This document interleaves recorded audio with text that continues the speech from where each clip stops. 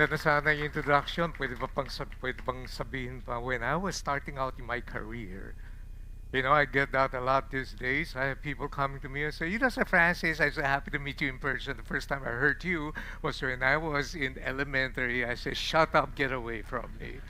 Hey, look at the person beside you and say, good afternoon. Got a couple of questions for you. How many more are you excited to be here? Because you know there's so much you can learn. Taas ang kamay. Fantastic. Next question. How many more are you excited to be here? Because you know my seminars are expensive. This one is libre for you. Oh, mga negosyante nga naman to.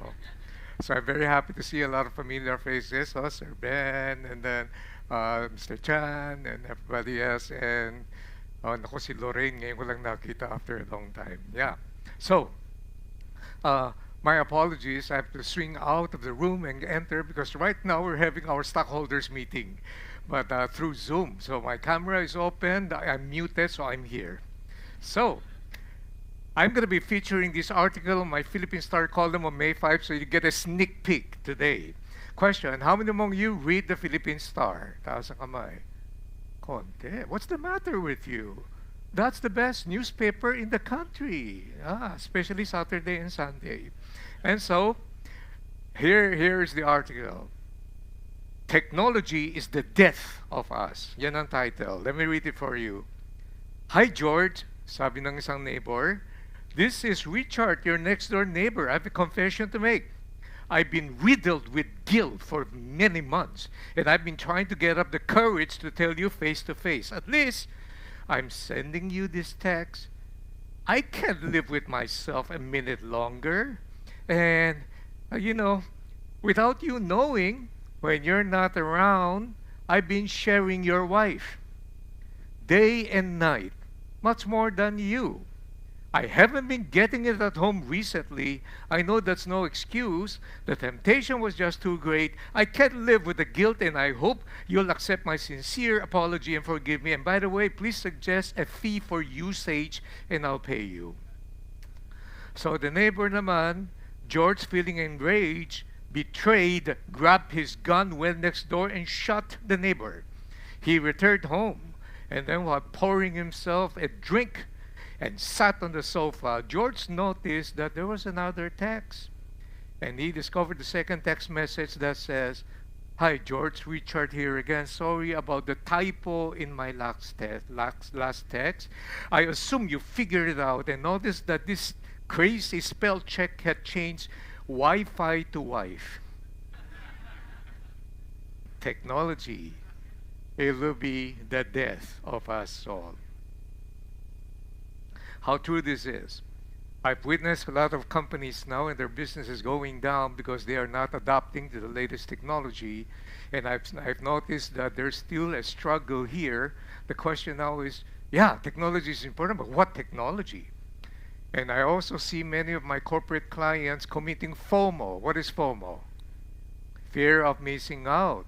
So because they've got money, sige, let's install the technology, and they ended up spending a lot of money in technology they don't need anyway. So there's a lot of dynamics that's happening there. But at the same time, it's not just technology. I've also seen the dying or the death or the decline of certain businesses for other factors which I'm going to be talking to you about today. This is not due to their products or services performing poorly, but rather because their leaders are entrenched in old practices. Have you ever felt that? Kung sino yung matagal na sa atin, yun yung ayaw magbago. Diba? When you tell them, oh, we got to put this enterprise system in place and we got to change all of this, ang sagot nila, but we've always done it that way. Those are the 6 most expensive words in business. We've always done it that way. Buti sana kung manager lang yan. Kung yung founders ng business, mas mahirap. So, one next-gen leader articulates this sentiment. This is for your perusal. I was invited by a Japanese company. That stockholders meeting right now that's happening. That's a Japanese company of the Tosho Group, Mitsubishi Group. Isuzu got me to speak. This is beautiful, huh? They got me to speak to all the children, the next gen of their dealers. They form a community of the next generation leaders. Parents are not allowed. Kasi pampasira yan ng diskarte. So, the children are there, and then they invite external speakers to talk to them about the latest fads and trends in business support and so on. One next-gen leader articulates this sentiment, saying, a lot of business people are saying, ang problema ko yung mga anak namin, saka yung mga bata, ayaw to be involved with our business. One next-gen leader articulates the sentiment, questioning, why should we? They express frustration at having their ideas dismissed by older leaders in the company, not necessarily the founders. Oh, I want to train my kids. Oh, pasok ka muna. You know, you have to start from the bottom. Ang problema nga, yung mga immediate supervisors nila at mga managers, they don't want to listen to them. Why? Underneath that principle is the fear. The fear na anak ni boss to eh. Pagka pumayag ako sa kanyang idea at nag-work yan, I will be rendered irrelevant. Are you getting the flow? These things are not discussed, but it happens. Tapos, these older leaders have successfully operated the business for years at ang kanilang favorite expression is, we've been doing this nung nakalampin ka pa. Diba? So, paano ba? And by the way, the younger people now are very emotionally volatile. Konting ano lang, feel rejected na. Buti na lang hindi kayo ganyan. Raise up your right hand, everybody. Everybody. Kanan yung right, kanan. Yes. Gently tap the shoulder of the person to your right. Look at that person and say, buti na lang hindi ka emotional. Kaliwang kamay naman, kaliwang kamay. Tap the shoulder, person to your left. Look at that person and say, yan ang akala mo. An older owner of a large enterprise remarked, our next generation perceives our business as unsexy. Walang tech eh. In response, I asked, doesn't your company possess the digital tools and technology that's needed and necessary to propel them to the future? The aging founder admitted, no, they don't. And I would have to politely tell him, no matter what industry you are in right now, you are supposed to be in a tech industry.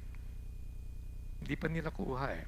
Para sa mga senior managers naman, the number one fear in big companies as well, they will not tell you, while the young people, the millennials, when they were young, sino mga millennials dito? Ito yung mga pinanganak between 1980 to year 2000. Taas ang kamay. Ang dami. I've got news for you. You're getting old. Yeah. And so, when they were younger, FOMO was the key. FOMO is fear of missing out. But I'm telling you, a lot of senior managers now are committing FOBO. What is FOBO? The fear of being obsolete. Tatakot eh. Tapos, ChatGPT, AI, and so forth and so on. So I had to delicately explain to this business owner, every enterprise now should be seen from the vantage point as a tech enterprise. Tapos my daughter, Hannah, you know, every time I attend a wedding reception of Chinese, I am so famous. I will hear whispers, yan ang daddy ni Hannah Kong. Because he does wedding gown, di ba? I remember when she was young, sabi na, Dad, okay na. I can marry a Chinese. Basta wag lang yung may hardware. Bakit hardware? Sabi niya, lahat ng Chinese kilala ko, puro hardware eh. Tapos, thank God for it. She did not marry somebody with a hardware. Construction naman, pareho lang yun. Mas malaki lang. So let me give you the different dynamics of a family. How many more you are in hardware, by the way? Si tita mo, meron din. Dynamics of a family business. Number one, size matters. The principle has not changed. When your business grows, every time your business grows, it grows in complexity. I have not seen a business that grows to simplification. It always grows in complexity. Growth always leads to complexity and never simplicity. The effect and size is that somehow it can slow down the decision making, create silos, functions like City Hall. Tom Peters famously said, the main job of the middle line managers is to slow things down. This view, however, has been taken to extreme. Kaya nga yung mga middle manager ginagawang joke and meme. Look at Gilbert. I actually hate that cartoon. It's funny, but I hate it. Alam mo nangyayari ngayon? Nangangailangan nga sila ng middle manager eh. They have not been given value, they have not been appreciated, they have not been, here's the biggest factor, trained. Tapos nakakandara pa sila ngayon. Ang bilis tumanda ng tao. Haven't you noticed that? Bilis tumanda ng tao. And so, the Gen Xers now are on the verge of retirement. The boomers usually are, I'm a boomer. Boomers are those born between 1946, 1945 to 1960. Sino yung mga kabats ko rito? Taas ang mic. Ayan, oo. See, we're the nice-looking people here in this place. How many among you are Gen Xers? Xers are 60 to 80, 1980. Yeah. If you belong to Gen X, you are the most difficult generation to manage. Oh, ask me why. You are the most suspicious generation of them all. If you don't believe me, what is the most popular American television series that sociologists would say accurately depict and capture your personality, attitude, and behavior? Exactly. Paki-play nga yung soundtrack.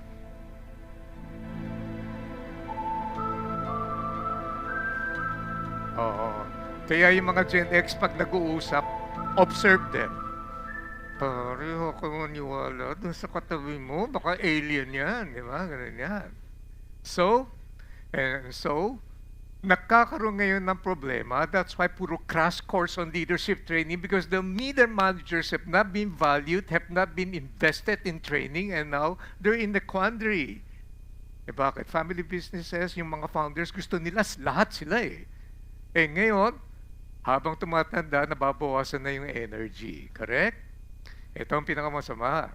Habang tumatanda na, they cannot enjoy the fruit of their labor. They still have to slug it out. By the way, so they now rush over to hire people. Is it easy to hire good people? Is it easy to lose good people? My goodness. However, ito yun So, if you don't simplify, by the way, we now live in an age of slow growth and sticky and stubborn inflation. Costs of supplies keep on increasing. Interest costs alone occupies a major part of our expense. Anybody here with the banking industry? Wala? Meron din pala. We need them. We need them. Oh, we need. I won't talk about interest rates anymore. And so wages keep on rising. However, if you're doing business now, you have to understand one important thing. Your headcount is an indication of your efficiency. Nung araw, hindi ko masabi yan eh. Eh ngayon, may technology na. Your headcount is an indication of your operational efficiency. Next, age matters. Retirement age. Retirement has been called the world's longest coffee break. Let's talk a little bit about retirement. In 1881, Otto von Bismarck, the conservative minister and the president of Prussia, presented a radical idea to the Riksdag, or the parliament, involving government funds to support people who are 60 and above. In other words, retirement. The world followed. But there's a different story behind. The same Otto von Bismarck, look at the leaders involved in war. Napansin niya, lahat ng mga involved sa war, they are 60 and above. Kaya pag pina-retire mo yan, mababawas ngayon yung war. Ilang taon na ba si Biden tsaka si Trump, di ba? And so, naging yan, you know what? 60 years old, hindi pa ibig sabihin wala nang gamit yun eh. we have a bigger issue now. I'm very active with the LinkedIn Top 100. We are helping the Philippine Air Force kasi at 56 mandatory retirement. At 56 years old, you're at your prime. They don't even know how to make a resume. They don't even know to get a job. So magtataka ka pa ba? Yung iba mapupunta sa mga criminal elements. So we're helping them. Age is arbitrary.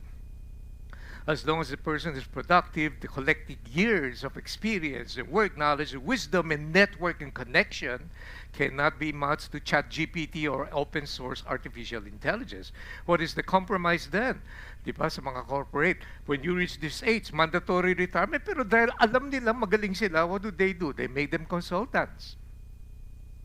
Many founders of businesses are still working, I understand. How many among you are founders of your business and you are still working? Taas ang kamay. Yan. Ito ang hindi naintindihan ng mga bata. Yung mga bata naman, sabi na, si parents kumita na. Ayaw pang bumitaw. Sana mag-retire na lang siya. Hindi niya naintindihan. Kabahagi na ng buhay natin yung magtrabaho. We get our worth from work. Right? Makatapos, the biggest fear of the founder, it's not retirement. The biggest fear is that they will be perceived or rendered as useless. Ayaw nila yan. But my friend Rex de Mendoza had another theory. Sabi niya kasi maraming mga founders, they get their money straight from their business eh. Wala man lang silang another source of income kaya ayaw nilang bitawan, whatever it is. Mali yung paniniwala ng mga bata. Grabe naman, matanda na sila, mayaman na, nagpapakayaman pa. Hindi. You ask them to stop, they will deteriorate. Kaya the younger generation should understand that. Pa, ma, huwag ka na magtrabaho. No. They still have to find themselves useful. Now, balik rin natin. Those of the older people who shifted from the daily grind of their business and keep themselves productive and meaningful and useful in ministry work and other endeavors. They're happy, they're okay. Pero yung nai-ambition mo, wala ka nang gagawin sa bahay, hindi pwede. Ako, pare-retire mo ako? E di araw-araw, magsiseminar ako sa misis ko, masisiraan ng bait yan. Many founders are controlling, and that can be a source of frustration to the next generation. Next generation, tama ba? Tama? Pretend your parents are not here, tama ba? Why? Mali ang pagkakaintindi. You see, many founders have made mistakes in the past. They have been hurt. It's not that they're afraid that you might lose money. They have money. They don't want you to go through the same pain and hurt in the past. Kaya pag hindi naintindihan yung mga reasons behind, they jump into wrong conclusions.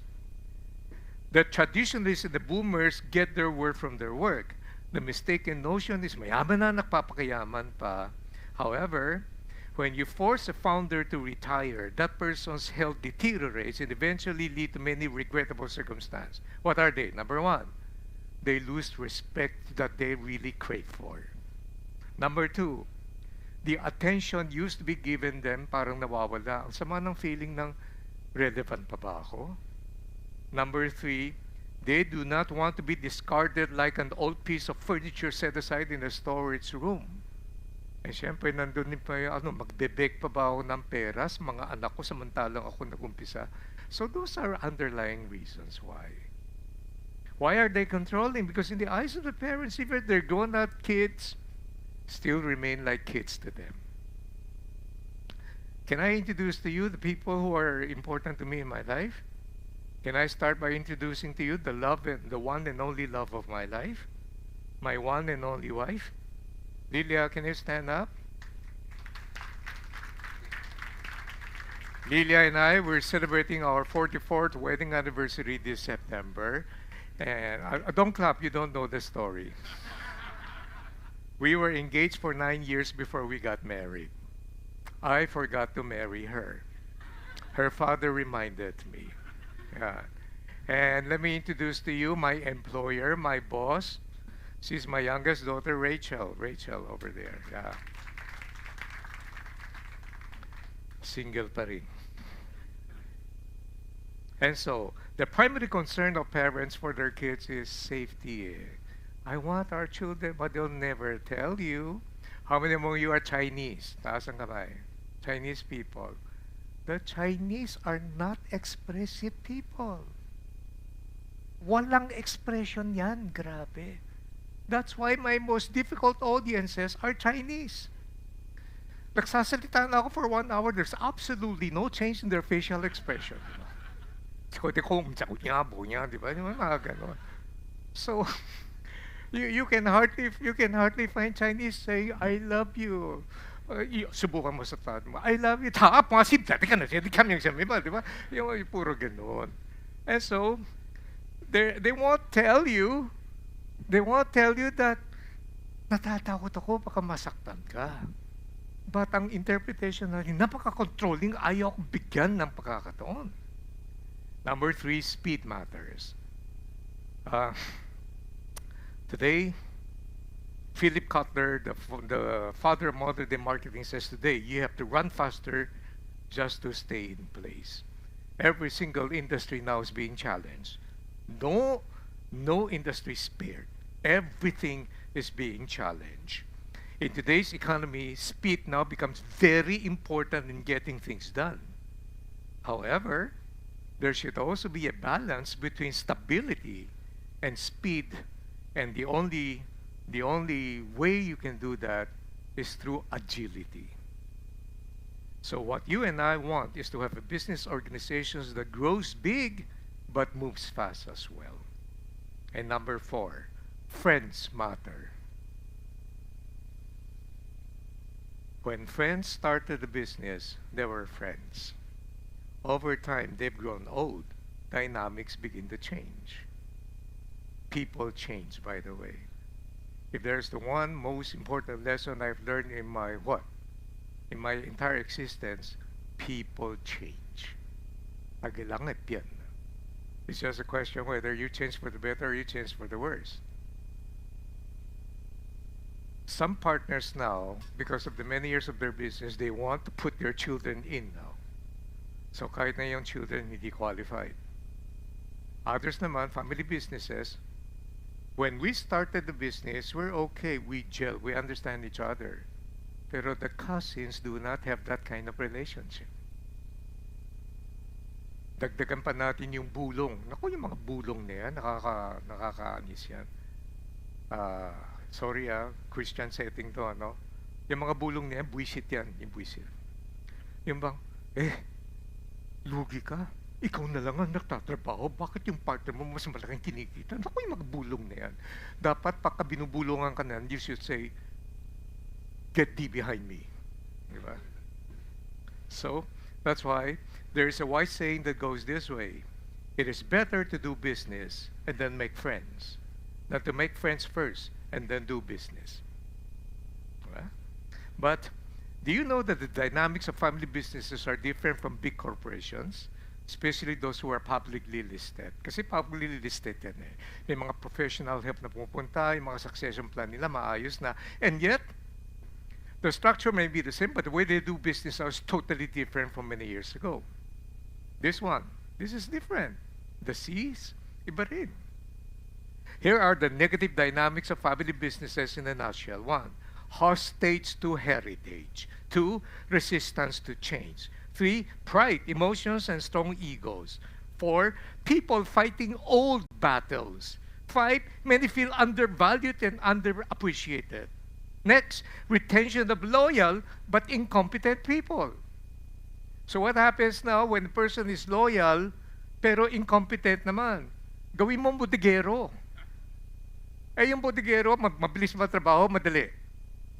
Madali. Para makita mayroon siyang ginagawa, ano gagawin niya? Magsusumbong kahit walang issue. Diba? And then, centralized decision making.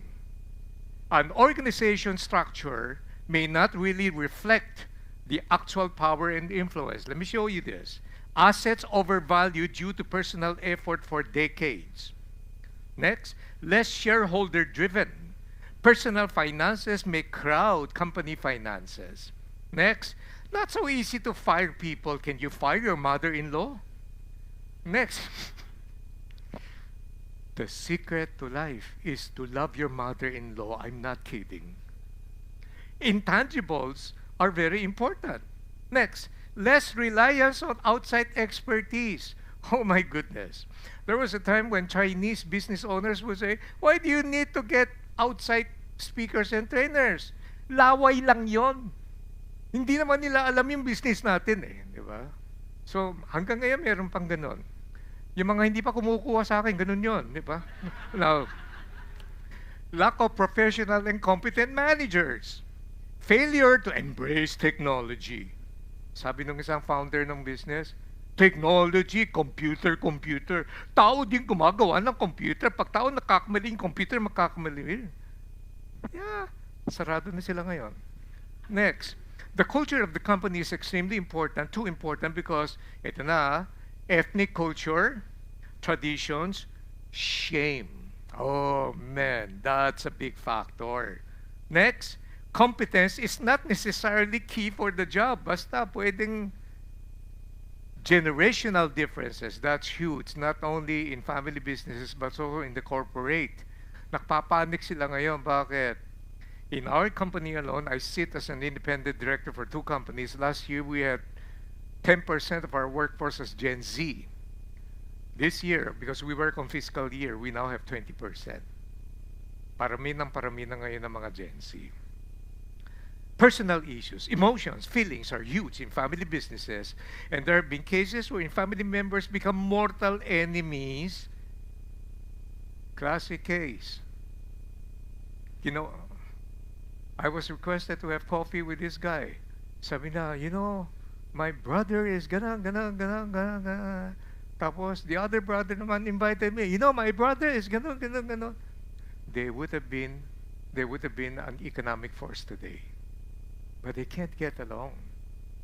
They're there, but they're not influential. Many business decisions are a result of this. When business decisions are made because of those, they are not based on logic. Puro emotions. Kaya, they do a lot of things that do not result in good deals. They have a harder time meeting their own goals. And what happens when this happens? They do a lot of things that do not result in value and longevity. Their goals are usually not just about money because the environment is usually a highly emotionally charged enterprise. The issue of succession is one looming disaster that would hit family businesses. Younger generation doesn't want to be involved in the family business. Others, and the younger generation will never say, but ayaw mo mag-involve. They will never tell you because you're there. But that's a key issue why they don't want to be involved. My daughter says in our house we don't have in our house we have a boardroom in our pajamas. We talk business all the time, but you see it's a fun way of doing business. Unfortunately, in many family businesses, whenever they converse, it's not fun. It's always pinapagalitan eh, di ba? Kaya yung mga bata ayaw eh. So, don't forget, if that is the case, the old maxim that we've been using for the longest time, success without succession is failure. This lovely lady quietly ushering in a church I go to, Union Church of Manila, sabi ko, kinausap ko siya, and then we had coffee, and then she says, oh, I used to be in the food business. That got my interest because my son is in the food business. And I said, oh, ano po? She gave me a name.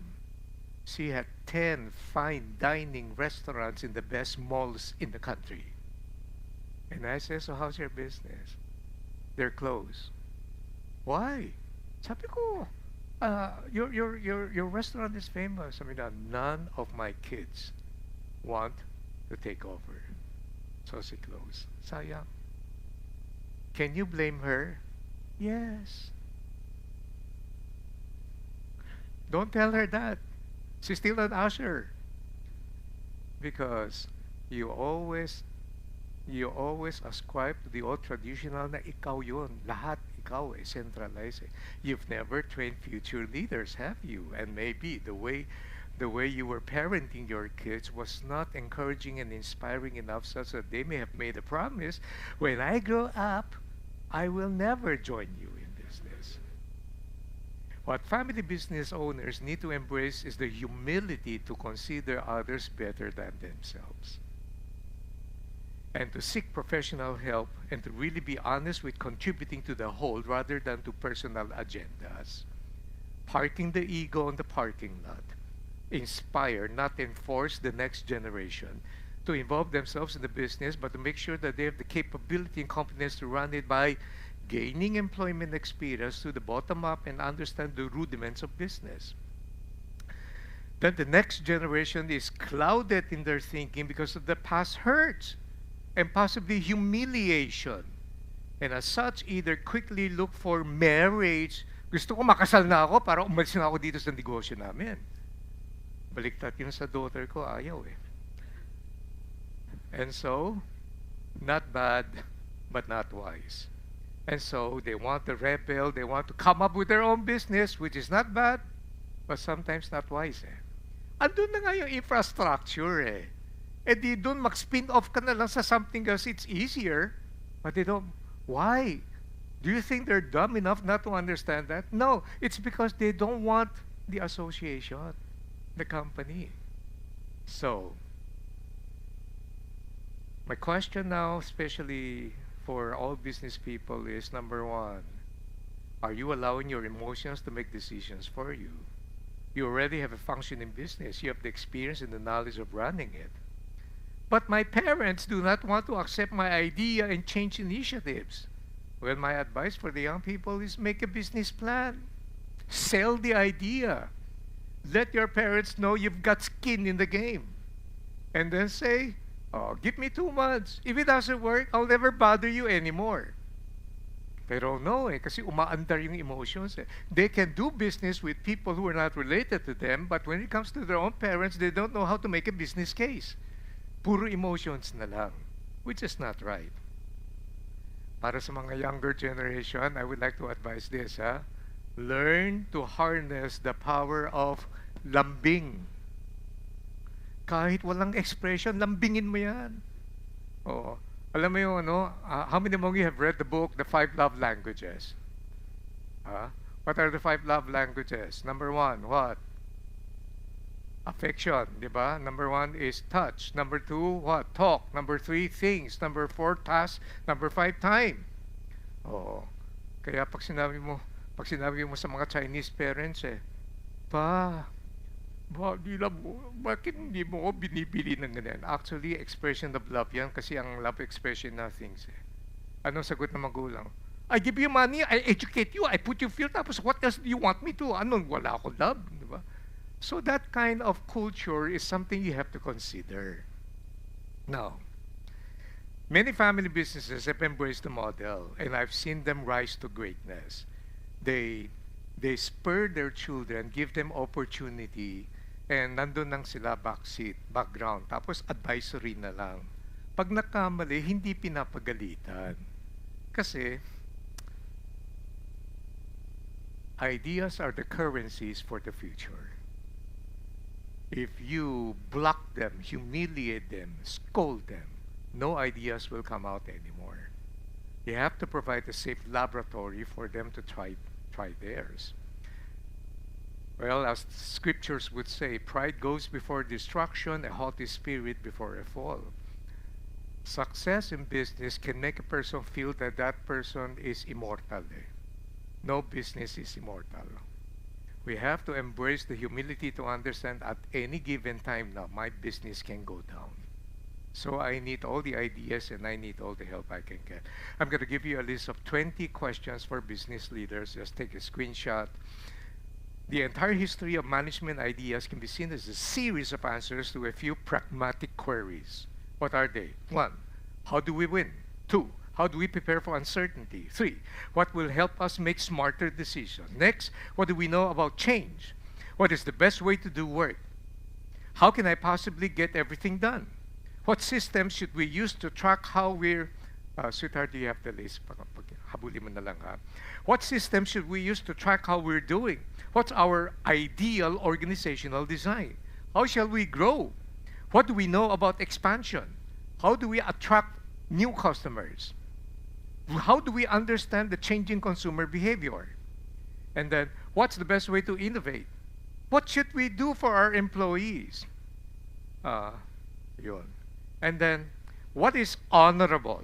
How can we fulfill our potential? How can I work here and still be me? Why do business enterprises exist? What the heck is leadership anyway? I changed hell to heck kasi Christian mo. Marami Christian. Who is the best CEO? How does the world really work? Yan. If you want the answers to this, do you like the answers? Oh, you attend May 15, may bayad na yun. So, do most families, here's the question, do most families fail by the third generation?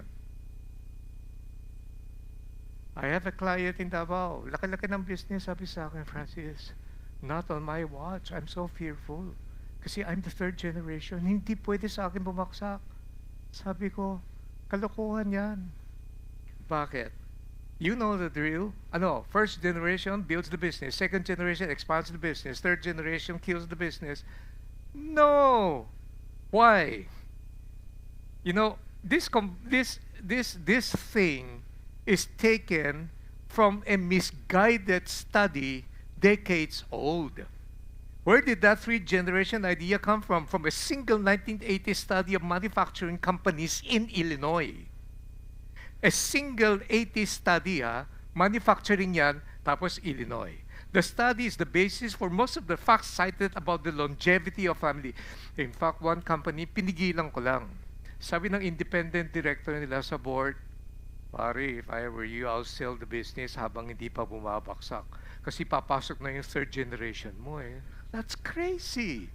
That's crazy. And then you hear these motivational speakers without ever having business experience talk to you about that.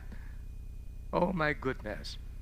In the 1980 study of manufacturing, when they grouped the companies into 30 blocks of 30s, roughly representing generations, only 1/3 of family businesses in this study made it through the second generation.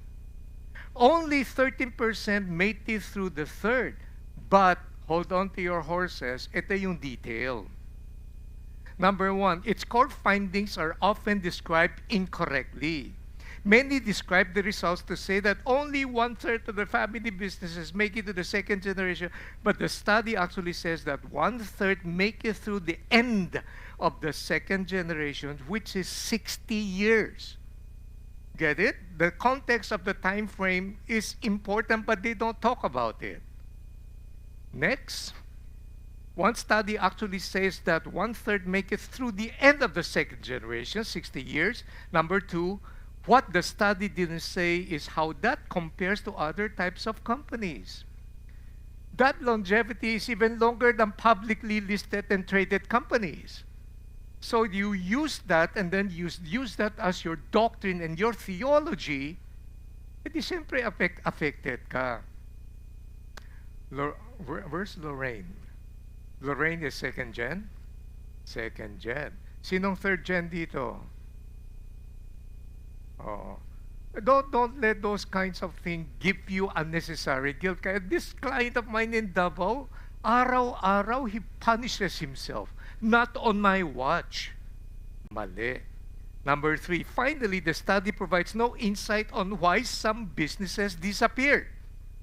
You know why some businesses disappeared? They spin off. They get sold. There's merger and acquisition. Pero wala yun sa detalya. Kaya sabi na, by the third generation, wala na. O, tignan mo si Sir Ben, di ba? He started TPG. Now, ang laki-laki na. Does that mean, pag hindi mo nalaman yung detail niya, sasabihin, nawala na kay Ben yung TPG? No. Kaya, destroy that fallacy about the three-generation thing. The three-generation myth is so pervasive that it can become a self-fulfilling prophecy. So, look, times have changed. Tech can bring the death of us. This is what I'll be presenting on May 15. Kita mo, nakaprag na ako. May bayad yan, may bayad. And so, let me reflect, while we talk about why businesses die, let's talk about what should be lasting. Let me reflect on ideas moving into the second generation or the third. For the next generation leader, if your parents want your involvement in your business, do you guys know that you're blessed? While others will have to start from scratch, nandun lang. But here are the things you have to consider. Number one, respect the legacy. Number two, learn from the past. Number three, develop your own vision, but make sure that that is in sync with the overall vision of the company. Number four, focus pa rin on customer satisfaction. And I'm telling you, customer expectations and behaviors are totally different. You know what my opening line on May 15 is? After the pandemic, everybody will turn different. Everyone. Number one challenge ng FMCG clients of mine, brand loyalty. Loyalty to brands is gone. You talk about the Gen Z, they don't care about your brand loyalty, whatever is convenient for them. The only brand that they're loyal to is Taylor Swift. Tortured Poets Department, Fortnite, diba? See, only the young people are smiling because the old people haven't got an idea what I'm talking about. So, four, focus on customer satisfaction pa rin. And, Jeff, how much more time do I have? 4 hours. I love this guy. That's called exploitation of labor, di ba? There are three, may sisingit lang ako dito. There are three major expectations for customers hanggang ngayon. Number one, customers are still expecting a product or service that is of reliable and acceptable quality. Correct? Pero hindi pang long term yan. Eh bakit? We're still reeling from the effect of the pandemic. How many among you add to cart? Taas ang kamay. How many among you are adding to cart while I'm speaking? Taas ang kamay. So, pag nag-doorbell, Lazada. Sorry, I can only mention Lazada because they're my clients. The other one is not. Si Jo Marichan yung isa. And so, Lazada! Sana yung delivery walang tupi, walang yupi, tama ang color, correct? Yung reliable lang, okay na ako, but that's not sustainable. Kasi habang bumabalik na tayo sa normalcy, you gotta shoot for something higher. Let me ask you a question. What is more important, customer satisfaction or customer loyalty? How many among you would say loyalty? How many among you would say satisfaction? How many among you don't understand English? You need me to translate this. Alam mo, maraming mga matatalino ay sumagot. Hinihintay lang yung sagot ko. Pagkatapos mamaya sasabihin, pare, hindi na sagot ko. Again, how many among you say loyalty? How many among you say satisfaction? If you're shooting for satisfaction alone, the moment your competitor will bundle a promo, slash down the price, your clients will spare no effort and suddenly shift their buy and business to the other competitors, correct? But if you're shooting for loyalty, it presupposes the satisfaction is still there, or else they would have left you a long time ago. But you go the extra mile, you build a relationship, you surprise them with what they don't expect, and then you begin to build. And so, even when the enticement and the temptation for the competitors come, they stick it out with you. Am I right? So which one is more important, loyalty or satisfaction? Loyalty, but we have a problem. You see, I'm a professional speaker. By the looks of your faces, I can see that not all of you are in agreement with me. And I will not continue until I get 100% agreement. So let's settle the argument once and for all, shall we? How many among you are still single just like my boss? Taas ang kamay. Single, yeah. Next question, how many among you are married? Would you like your spouse to be satisfied or loyal? Ayun, wala na akong kalaban. And the third expectation of customers is, this is gonna surprise you, Empathy. They want a vendor, they want a seller. Who cares? Kaya tignan mo yung mga Lazada na yan. Dati, pag nako-complain ka, walang sumasagot. Ngayon, mali-mali ang English tsaka grammar, sumasagot. Alam na alam mo, chatbot yan, di ba? So, focus on customer satisfaction, embrace change, build a strong team, stay disciplined, never stop learning, balance, risk, and caution. Kasi may mga bata, di ba? Hindi, dapat ito eh. Teka, that might be risky. What does the Bible say? In the multitude of counselors, there is wisdom. Hindi nakukuha sa passion. Alam mo yung passion niya, busit din ako dyan eh. Dami mga motivational speakers, turo ng passion, mali-mali ang turo eh. So, you have to balance risk and caution. Your parents have the experience. So, do not dismiss their ideas just because they're your parents and you don't like them. Balance it by asking from someone in the know. Take a look at that and understand. Do your due diligence. Next, stay focused on your role and your goal. And ito, pinakamahalaga, always respect your partners. Ilang beses na kami nangyari. My highest respect is for Danny Lim, who has saved our company from oblivion. We have gone through some very difficult human-directed error that was intentional, and yet when Danny came in, so naayos yung Inspire. And I keep on telling people, Danny Lim is somebody I will entrust my children to. So it is extremely important. With my other companies, I may be in disagreement with my partners. I know I was right. But I will never let the sentiment of being right overpower and then endanger the relationship between the partner. It's extremely important. Mr. Chan knows Primer, di ba? Mr. Chan has been in the position to help Primer grow. Kaya they are eternally indebted to you. I can tell you that because I'm the master of Marites. I know what's going on. Lima sila. The chairman had a stroke, so they put me in right now.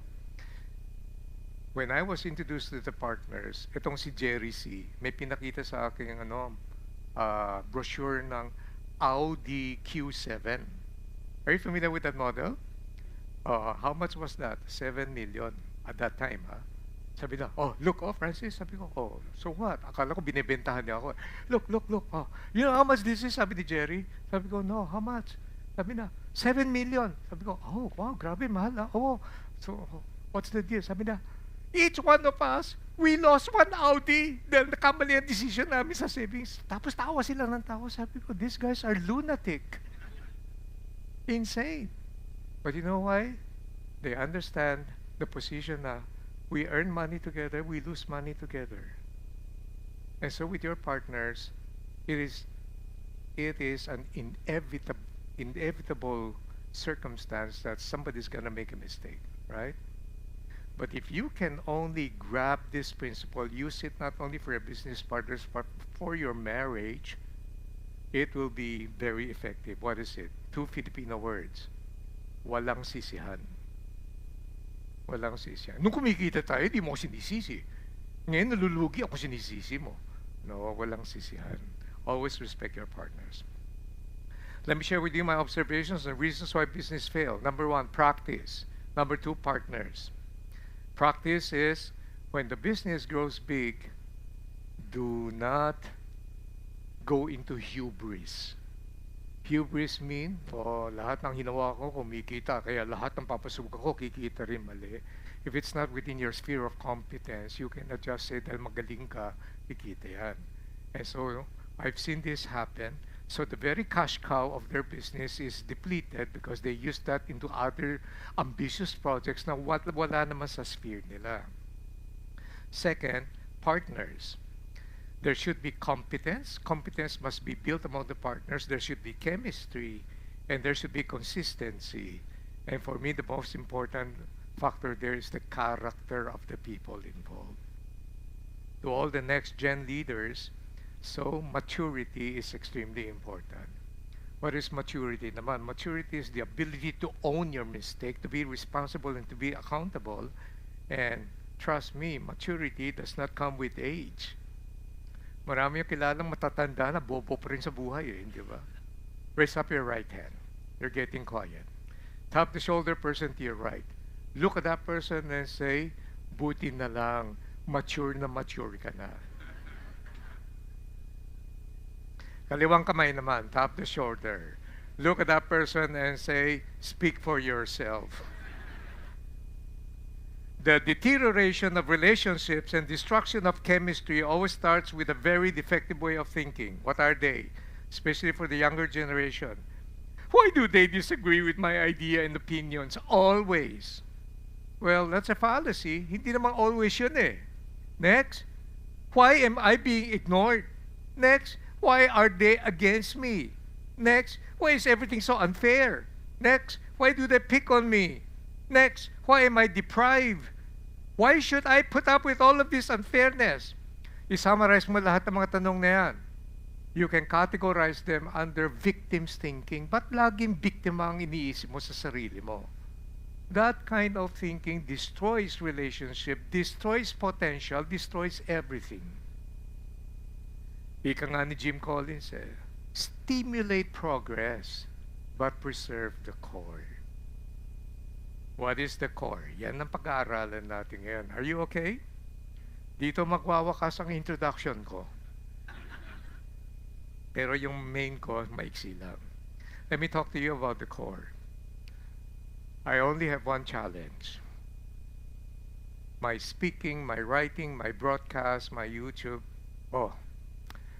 One of those God-given surprises is that I'm a brand ambassador for Globe Business, and our YouTube series called At Your Service just won the Stevie Award for Asia Pacific in Singapore. And what I do right now is a business that dies with me. I cannot pass it on to my children. Does that make sense to you?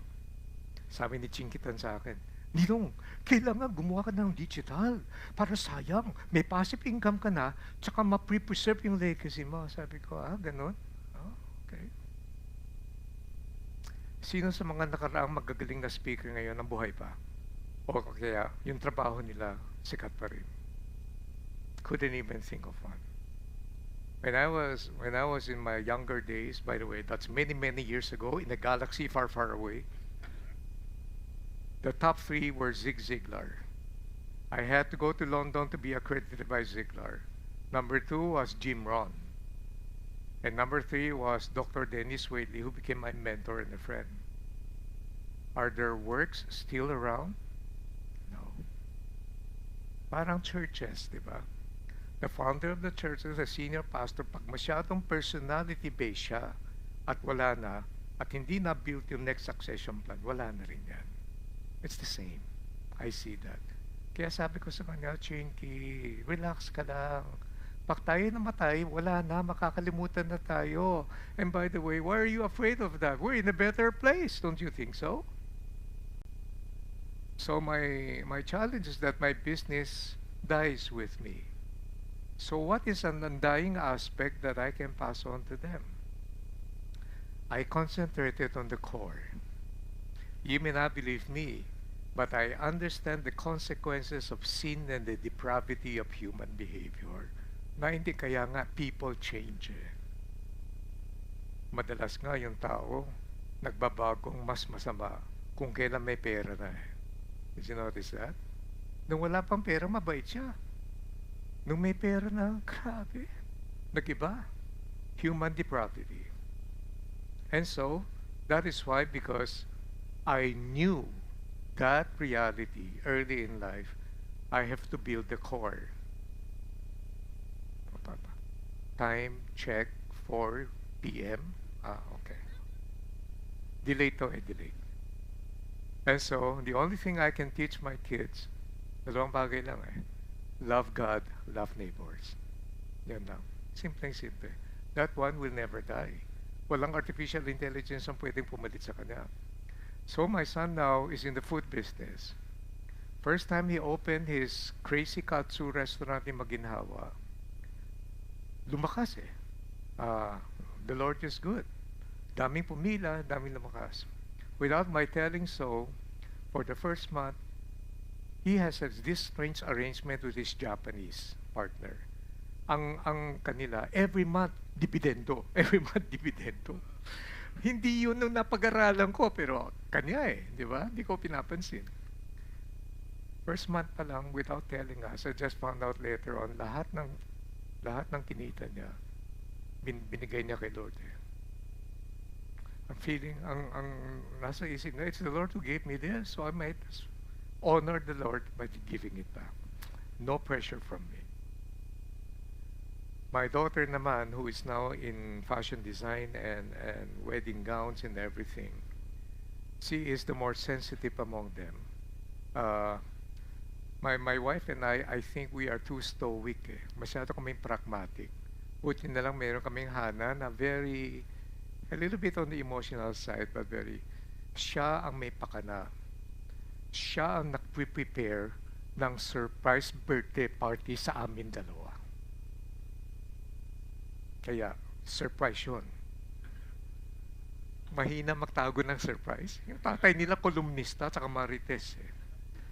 And so Rachel is handling me. So all of these things now, guess what? They have their own businesses. They're entrepreneurs. Kaya every night ang complaint ni Rachel, we always have dinner having our board meeting in our pajamas. Pero wala akong kinalaman sa business nila. Guidance lang. I don't even have a single cent invested in their business. And they wanted me to. I said, no, that's yours. As long as I'm productive, I will not expect them, oh, it's your turn naman to take care of me. And then I'll continue doing what I'm doing. It's still the same. I still have to learn. I have to know artificial intelligence. I have to know quantum computing. I have to learn Taylor Swift.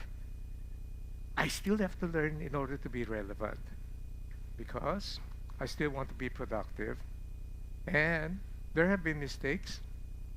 My son borrowed money for his first business venture, lugi. It's okay. It's okay. Kasi naman tayo, we have to learn. So, ang operational principle namin dyan, walang sisihan. Kaya lumalakas ang confidence. Eh.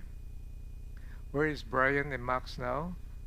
They've been away for 5 weeks. They'll return 2 weeks later. They visited the North Pole. They went to Scandinavia. They've seen the aurora. They went to Norway while their parents are still working hard here under the summer heat of the Philippines. But that's okay. That's okay. They have their own lives. That is what should be lasting. You build their core. Loving God, loving neighbor. Sino mga husbands dito? Taas ang kamay. Who's your closest neighbor? Ba't ayaw sumagot? Husbands, who's your closest neighbor? Wives, not your neighbor's wife. Alright? And so, walang sisihan. Pag tinatanong naman ako, I do a lot of talks for our OFW community in Dubai, UAE, Europe, whatever. Ang tanong nga sa akin, sir, you've been with us for the last 15 years. How come you're still doing what you're doing? Ang sagot ko sa kanila, wala akong sunk cost. That's an accounting term. I don't have to say, ito yung pinundar ko noon, kaya dapat ito. No, the world continues to change. I am just so much focused on the future possibilities. The past will never drag me back with a nostalgia saying, I started the business naman eh. Let the children have their way. Guide them. Make them appreciate your presence. And that's what should never die. Thank you for having me.